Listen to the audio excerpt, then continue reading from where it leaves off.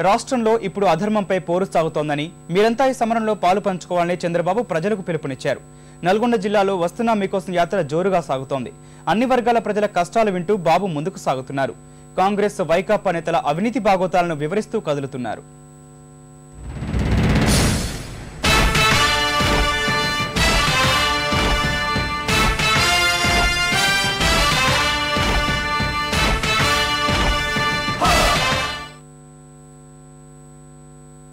ప్రజాధనం దోపిడీకి వైఎస్ ఆర్జుడైతే కాంగ్రెస్, వైకాపా నాయకులు ఆయన వారసులుగా రాణిస్తున్నారని చంద్రబాబు ఎద్దేవా చేశారు.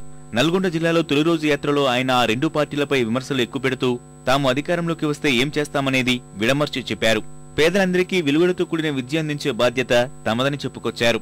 నిరుద్యోగులకు ఉద్యోగాలు వచ్చే వరకు భృతి అందిస్తామని చెప్పారు.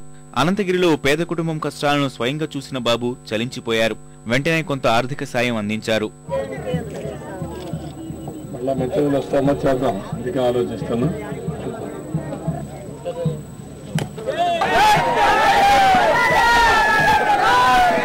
జగన్ పై చంద్రబాబు తీవ్ర స్థాయిలో విమర్శలు గుప్పించారు.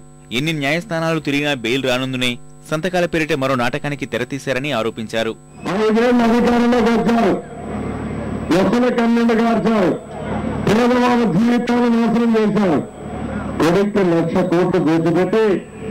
ఈ రోజు రాష్ట్రాన్ని అప్రతిష్ట పాలు చేసి ఆ కొడుకైతే 1,00,000 విగ్రహాలు పెట్టాలనుకున్నారు. గుర్తుగా 1,00,000 కోట్లు పంపించారు కాబట్టి 1,00,000 విగ్రహాలు పెట్టాలనే పరిస్థితి వచ్చారు.